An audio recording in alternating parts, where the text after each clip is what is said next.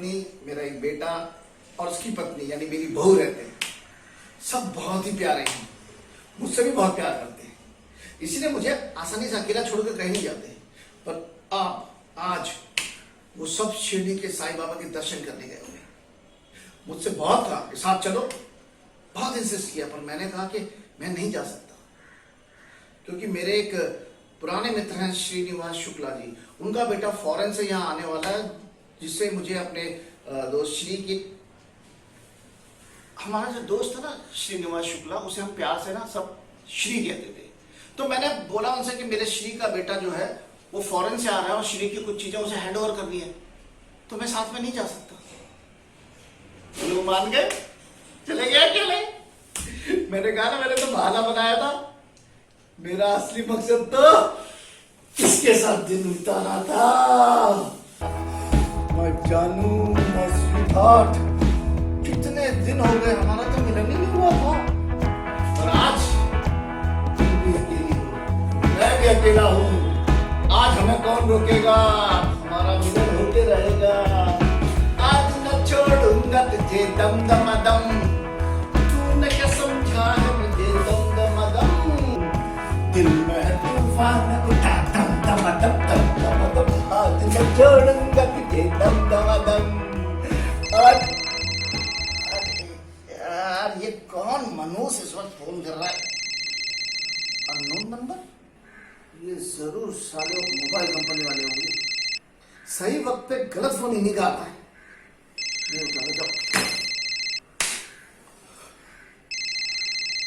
लेकिन अगर ये मेरी बीवी का फोन हुआ तो?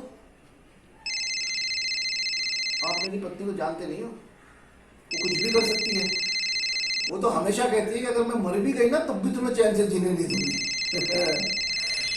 अगर उसने अननोन नंबर से फोन किया हो ये जानने के लिए कि मैं अकेले क्या कर रहा हूं, और मैंने फोन नहीं उठाया और उसे शक हो गया ना, तो बाबा के दर्शन छोड़ के इस बाबा के दर्शन करने लौट आएगी।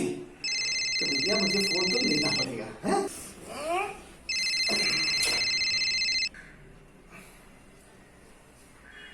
हेलो, हाँ मैं सुरेश बाल्मीकि बोल रहा हूँ, आप कौन?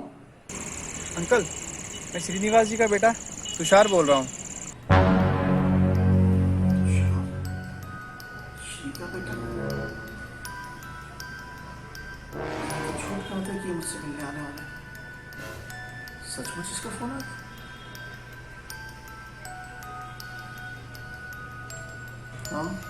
हाँ अंकल, बड़ी मुश्किल से आपका नंबर मिला है। पापा की बहुत पुरानी डायरी है मेरे पास, उसी से आपका नंबर ढूंढ के निकाला है। कैसे हैं आप? हाँ मैं ठीक हूँ बेटा, तुम कैसे हो? हाँ अंकल, मैं भी ठीक हूँ। हाँ, और धीरे धीरे मैं यहाँ अच्छे से सेटल हो गया हूँ। बेटा तुम वहाँ ठीक से सेटल होने के चक्कर में यहाँ का सब कुछ भूल गए, अपने देश को, अपने रिश्तों को, अपने माँ बाप को भी। कैसी बात करते हैं अंकल आप भी? माँ बाप को भी कोई भूलता है? वो तो वही नाराज है मुझसे मेरे यहाँ आने पर। 3 महीने हो गए, पापा ने मुझसे बात तक नहीं की।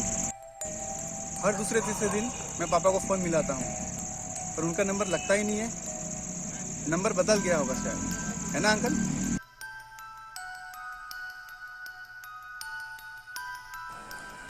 तुम सचमुच उन लोगों को 2-3 महीने से फ़ोन कर रहे हो बेटा, हर दूसरे तीसरे दिन?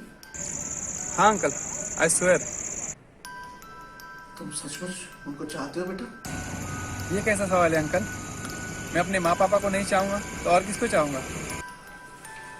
फिर तो मैं उन्हें छोड़कर नहीं जाना चाहिए था बेटा। अंकल, आप पापा से ज़्यादा समझदार हैं। आप तो ऐसी बातें मत कीजिए। आप ही बताइए, वहाँ मेरा फ्यूचर क्या था? खैर छोड़िए, कल की फ़्लाइट से मैं मम्मी पापा से मिलने आ रहा हूँ। प्लीज़ ये उन्हें इन्फॉर्म कर दीजिएगा, और मेरे आने पे कोई तमाशा ना करे, ये भी बता दीजिएगा प्लीज़। Okay uncle?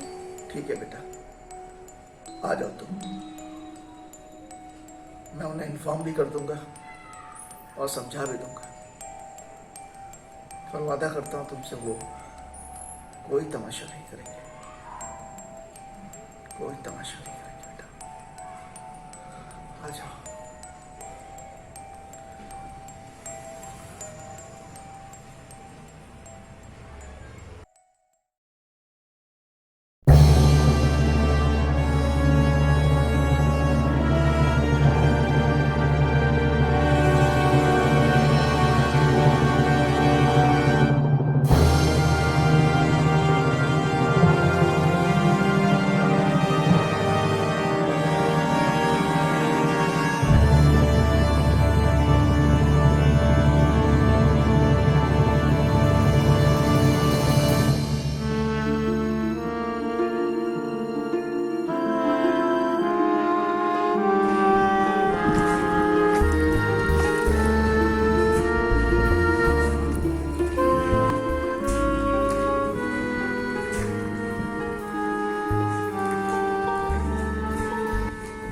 श्री, तुमने अपनी पत्नी की सारी क्रियाक्रम ये नहीं करती, बेटे को खबर तक नहीं की।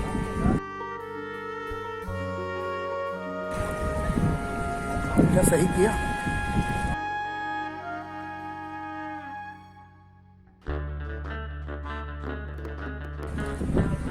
तुमने जवाब नहीं दिया श्री। कभी मौका मिले तो मेरी डायरी पढ़ लेना, सब पता चल जाएगा।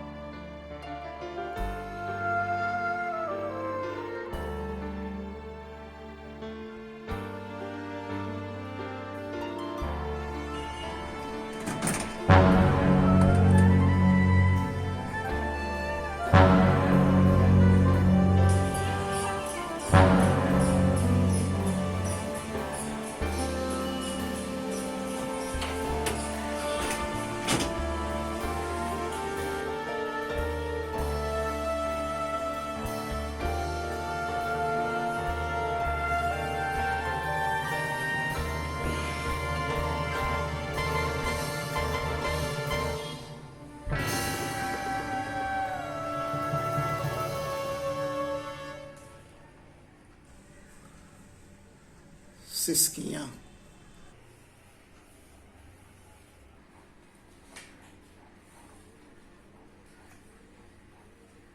दिनांक 31 नवंबर 2019। आज तुषार अपना फ्यूचर बनाने विदेश चला गया। उसकी माँ ने उसे जाते वक्त भी रोका कि बेटा हमें अकेला छोड़कर मत जा। तो तुषार ने दो टूक जवाब दे दिया कि तुम लोग इतने खुदगर्ज कैसे हो सकते हो, अपनी सेफ्टी और सेवा के लिए मेरा फ्यूचर बर्बाद करना चाहते हो। ये कहकर वो चला गया। नुक्कड़ पर से तुषार की गाड़ी मुड़ गई। वो आंखों से ओझल हो गया, पर उसकी माँ की आंखें आज भी उसी नुक्कड़ को ताकती रहती है।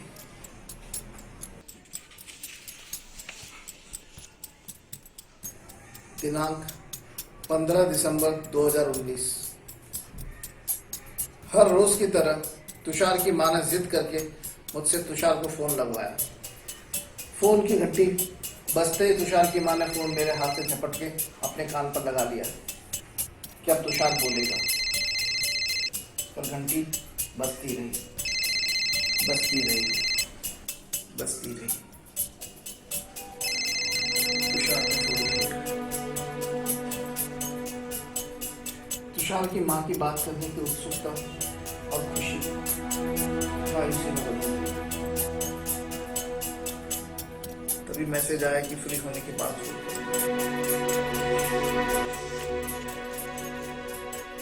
दिनांक 1 जनवरी 2020। आज तक शायद हमारा बेटा तुषार फ्री नहीं हुआ, क्योंकि आज तक उसका फोन नहीं आया। तुषार की मां ने जुबान से तो कुछ नहीं कहा, पर उसकी आंखें मुझसे बार बार कह रही थी कि मैं उसे फ़ोन लगाऊं और नए साल की मुबारकबाद दूं। इसलिए मैंने फिर फ़ोन लगाया। तुषार ने फ़ोन उठाया। मैंने उसे नए साल की मुबारकबाद दी। उसने भी सेम टू यू कहा। उसकी माँ को मैंने फ़ोन दिया तो उसकी माँ ने पूछा, तू ठीक तो है ना बेटा, खाना खाया तूने? इस बार तुषार थोड़ा चिढ़ कर बोला, माँ मैं ठीक हूँ, और अब मैं बच्चा नहीं कि रोज रोज तुम फोन करके मुझसे खाने पीने की याद दिलाना चाहती हो। नया देश है, नया शहर है माँ, यहाँ सेटल होना आसान नहीं है। टेंशन में रहता हूँ, प्लीज पापा को भी बोल देना। रोज रोज फोन करके मुझे परेशान मत किया करो तुम लोग। जैसे यहाँ सब सेटल हो जाएगा मैं खुद तुमको फोन किया करूँगा। ओके, चल रखता हूँ। ये कहकर उसने फोन रख दिया। माँ के मन की बात मन में ही रह गई। आज उसकी आंखों पर मैंने एक अजीब सा सूनापन देखा। शायद आज उसकी ममता सबसे ज्यादा घायल हुई।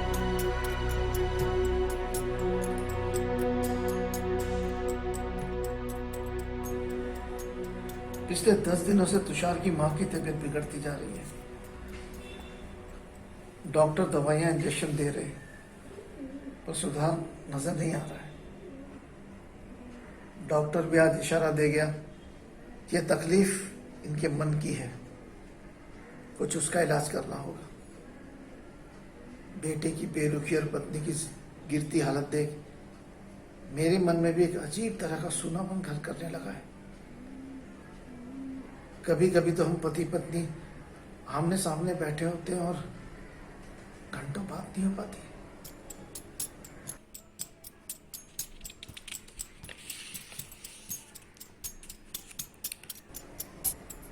दिनांक 18 फरवरी 2020।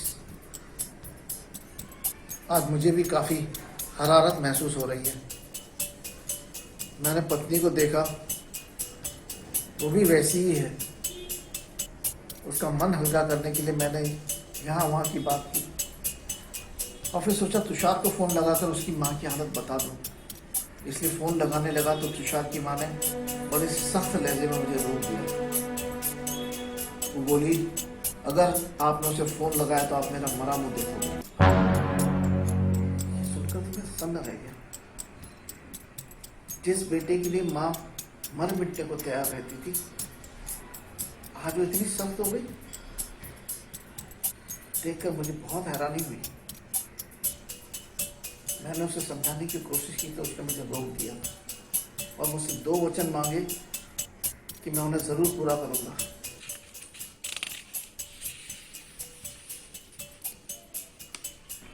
मैंने उसकी कमजोर हालत देखकर बिना जाने वचन दे दिए कि वचन जरूर पूरा करूंगा। पर मैंने वचन पूछे तो बोली, पहला वचन है कि तुषार को मेरे मरने की खबर नहीं दोगे।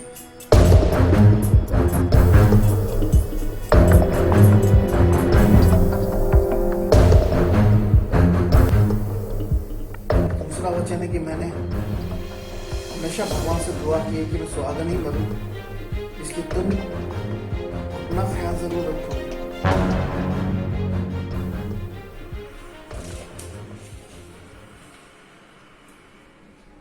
दिनांक 22 फरवरी 2020। भले पत्नी को मैंने अपना ख्याल रखने का वचन दे दिया हो, पर ऊपर वाले की अपनी मर्जी होती है। अचानक रात को मेरी तबीयत बिगड़ने लगी और मुझे पहला हार्ट अटैक आया। भले अटैक पहला था पर सीवियर था। किसी तरह जान बच गई, पर डॉक्टर ने बहुत ज्यादा एहतियात बरतने को कहा। मैं डिस्चार्ज होकर घर आ गया, पर तबीयत अब पहले जैसी नहीं रहती थी। तुषार की माँ ने इन मुश्किल घड़ियों की खबर भी तुषार को नहीं दी।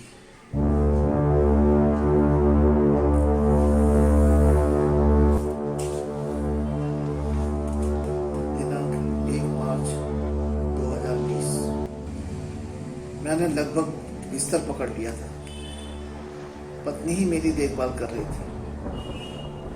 आज सुबह जब मैं उठा तो मेरे हाथ में एक चिट्ठी लगी हुई थी। मैंने देखा तुषार की माँ मेरे पास नहीं है। मैंने सोचा किसी में होगी और मैंने हाथ की चिट्ठी खोली और पढ़ने लगा। तुषार की माँ ने लिखा था, अब बेटे की तरह समय भी हमसे आंखें चुराने लगा है, न जाने कब किसको धोखा दे जाए। मैं वक्त को आपका वचन अधूरा रखने का मौका नहीं दूंगा। इसलिए आज सुहागन ही आपसे विदा ले रही हूँ। मुझे क्षमा कीजिएगा।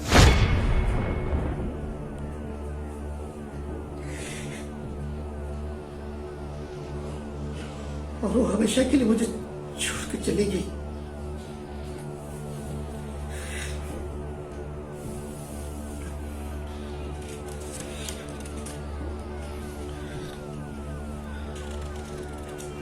दिनांक 15 मार्च 2020। जिंदगी भी मनी लग रही। शायद बेटा खुश, तुझे मेरी मौत की खबर न दी जाए ये और बाकी जरूरी बात है तुम उसको लिख के चलो।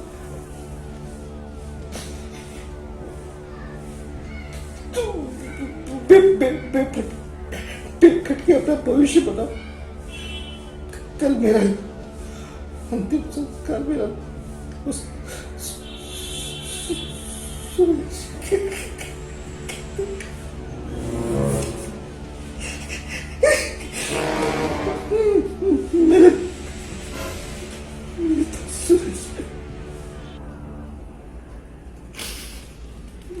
मेरे दोस्त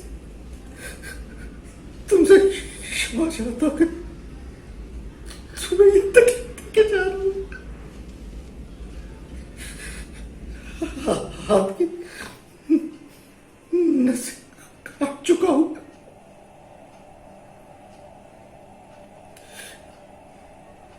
पुलिस को चिट्ठी लिख दी है मैंने।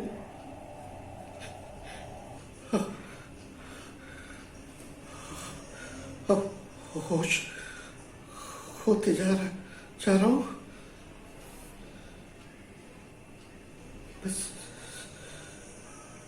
बस ऐसी एकाकी मौत की चाहत है।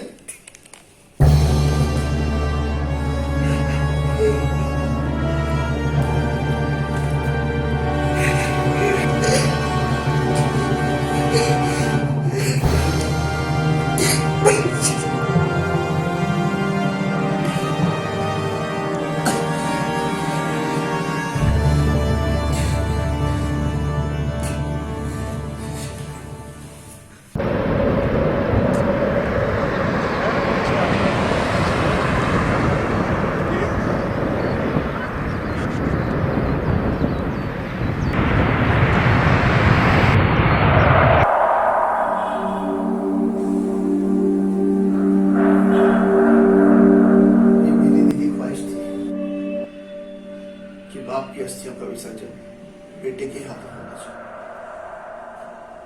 इसलिए मैंने आज तक इसका विसर्जन नहीं किया।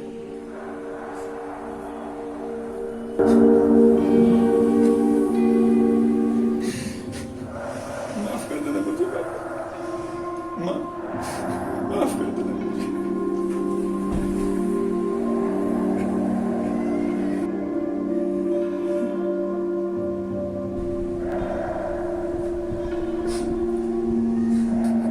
मैंने कहा था ना कल आपसे कि इन्हें समझा देना कि कोई तमाशा न करे।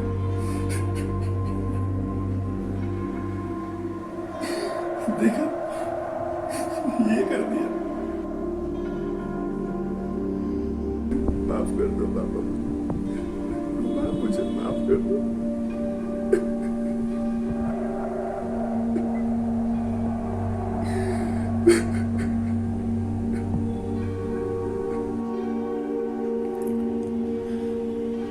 इंतजार तो तेरा, मौत आ गई।